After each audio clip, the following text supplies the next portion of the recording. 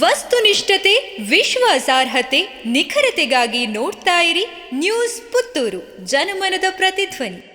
ನಮಸ್ಕಾರ, ನಾನು ಶ್ರೀಮಾ. ಇಂದಿನ ಮುಖ್ಯಾಂಶಗಳು: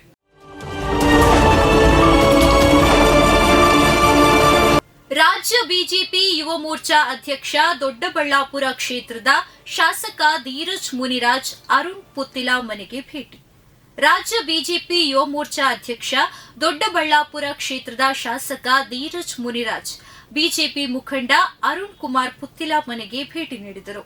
ಬಿಜೆಪಿ ಸದಸ್ಯತ್ವ ಅಭಿಯಾನದ ಪ್ರಯುಕ್ತ ಜಿಲ್ಲೆಗೆ ಭೇಟಿ ನೀಡಿದ ಯುವ ಮೋರ್ಚಾ ಅಧ್ಯಕ್ಷರನ್ನ ನರಿಮುಗರು ಬಳಿ ಇರುವ ಅರುಣ್ ಪುತ್ತಿಲರವರ ಮನೆ ಬಳಿ ಸ್ವಾಗತಿಸಲಾಯಿತು. ರಾಷ್ಟ್ರಮಟ್ಟದ ಈಜು ಸ್ಪರ್ಧೆಯಲ್ಲಿ ಸಿಯಾ ಭಾವಿನ್ ಸವಾಜಾನಿಗೆ ಚಿನ್ನದ ಪದಕ.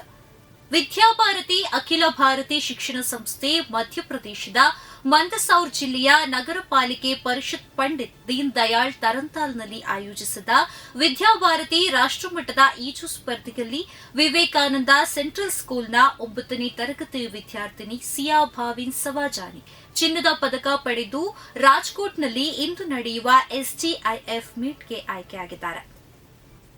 ತಿರುಪತಿ ಲಡ್ಡು ವಿವಾದದ ಹೊಸ ತನಿಖೆಗೆ ಸುಪ್ರೀಂ ಕೋರ್ಟ್ ಆದೇಶ.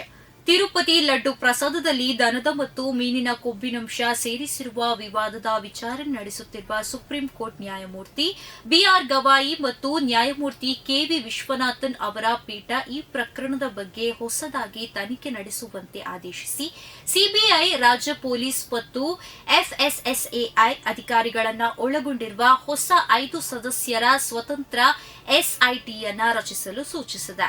ಟ್ರ್ಯಾಕ್ಟರ್ಗೆ ಲಾರಿ ಡಿಕ್ಕಿ, 10 ಮಂದಿ ಸಾವು. ಉತ್ತರ ಪ್ರದೇಶದ ಮಿರ್ಜಾಪುರ ಜಿಲ್ಲೆಯಲ್ಲಿ ಸಂಭವಿಸಿದ ಭೀಕರ ರಸ್ತೆ ಅಪಘಾತದಲ್ಲಿ 10 ಮಂದಿ ಸಾವನ್ನಪ್ಪಿರುವ ಘಟನೆ ಶುಕ್ರವಾರ ಮುಂಜಾನೆ ನಡೆದಿದೆ. ಕಾರ್ಮಿಕರನ್ನು ತುಂಬಿದ್ದ ಟ್ರ್ಯಾಕ್ಟರ್ ಟ್ರಾಲಿಗೆ ಟ್ರಕ್ ಹಿಂಬದಿಯಿಂದ ಡಿಕ್ಕಿ ಹೊಡೆದಿದೆ. ಪರಿಣಾಮ ಅಪಘಾತದಲ್ಲಿ 10 ಮಂದಿ ಸ್ಥಳದಲ್ಲೇ ಸಾವನ್ನಪ್ಪಿದ್ದಾರೆ. ಬಿಗ್ ಬಾಸ್ ಸ್ಪರ್ಧಿ ಲಾಯರ್ ಕೆಎನ್ ಜಗದೀಶ್ ಲೈಸೆನ್ಸ್ ರದ್ದು. ಪ್ರಸ್ತುತ ಬಿಗ್ ಬಾಸ್ ಸ್ಪರ್ಧಿಯಾಗಿರುವ ವಕೀಲ ಕೆಎನ್ ಜಗದೀಶ್ ನಕಲಿ ಪ್ರಮಾಣ ಪತ್ರದ ಮೂಲಕ ಲಾಯರ್ ಡಿಗ್ರಿ ಪಡೆದುಕೊಂಡಿರುವ ವಂಚನೆ ಬೆಳಕಿಗೆ ಬಂದ ಬಳಿಕ ಬಾರ್ ಕೌನ್ಸಿಲ್ ಅವರನ್ನ ಅಮಾನ್ಯಗೊಳಿಸಿದೆ. ಇನ್ನು ಮುಂದೆ ಜಗದೀಶ್ ಕರಿಕೋಟು ಹಾಕಿಕೊಂಡು ಕೋರ್ಟ್ನಲ್ಲಿ ವಾದ ಮಾಡುವಂತಿಲ್ಲ. ಗಾಂಜಾ ಮಾರಾಟದಿಂದ ಆರೋಪಿ ಪೊಲೀಸ್ ವಶಕ್ಕೆ.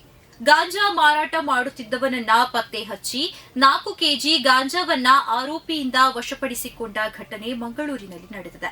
ಬೆಳ್ತಂಗಡಿ ತಾಲೂಕಿನ ಕುಕ್ಕೇಡಿ ಗ್ರಾಮ ಗೋಳಿಯಂಗಡಿ ಹೌಸ್ ನಿವಾಸಿ ಅಬುತಾಹಿರ್ ಯಾನೆ ಅನ್ನಂ ಬಂಧಿತ ಆರೋಪಿ.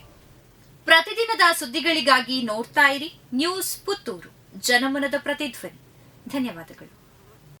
ವಸ್ತುನಿಷ್ಠತೆ, ವಿಶ್ವಾಸಾರ್ಹತೆ, ನಿಖರತೆಗಾಗಿ ನೋಡ್ತಾ ಇರಿ ನ್ಯೂಸ್ ಪುತ್ತೂರು, ಜನಮನದ ಪ್ರತಿಧ್ವನಿ.